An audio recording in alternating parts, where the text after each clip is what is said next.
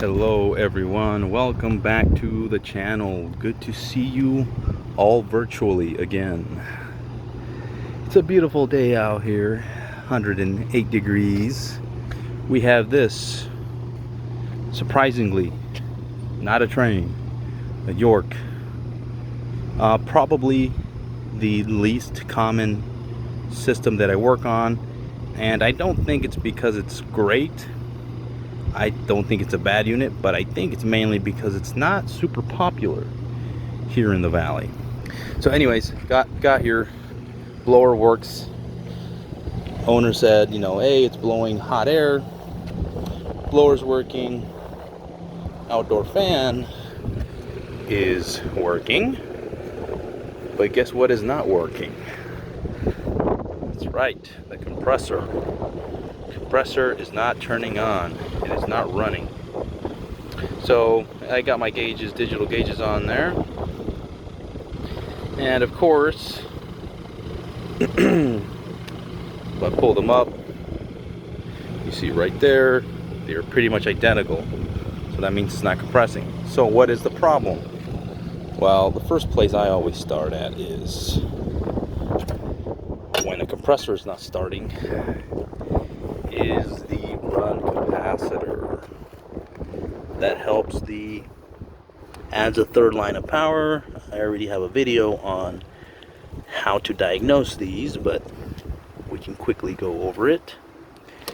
You quickly put your meter on MFD, which is microfarads, and then remember, you go across your common, which is the one with the most amount of leads or tabs, and then you go to your Herm, which typically has 3, your common has 4, and then you read 0.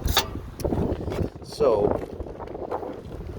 it should have read 40, right? And 5 for the fan.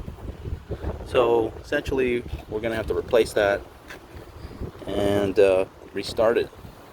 So let me go ahead and do that. And I mean, to replace it, there's obviously not much to it. If you're very new to the trade, or if you're a DIYer, which I don't recommend, but if you are, just take a picture of the dang thing, and then really just follow with the new one.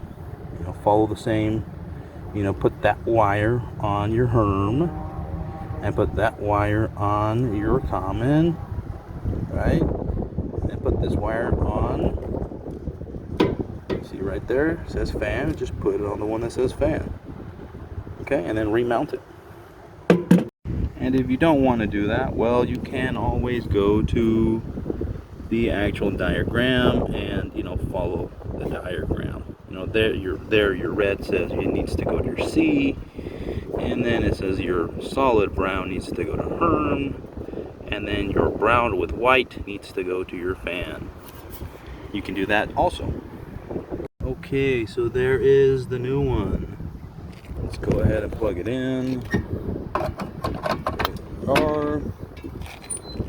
These Yorks, I remember when I used to work on them a lot, have a little jumper right here to speed up the process. And there it is. Okay, so we can hear the compressor now actually turn on. And if I go to my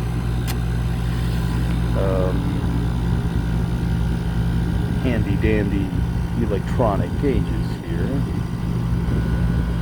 we can see that there we go, it's finally pumping. So there it is. That is how you diagnose and replace a capacitor on a York system. So now I'm going to just go ahead and do the full walkthrough, make sure everything else is okay, to make sure there's not other problems going on. I'm just going to say that the problem with this unit was they used, really cheap. I notice a lot of manufacturers like to go really cheap on like capacitors and stuff. And this one, I guess, was assembled in Mexico. Not very good. So we go ahead and throw in a Mars USA made one, and they tend to last, I would say, at least twice as long. All right, so that's pretty much it. Thank you for watching.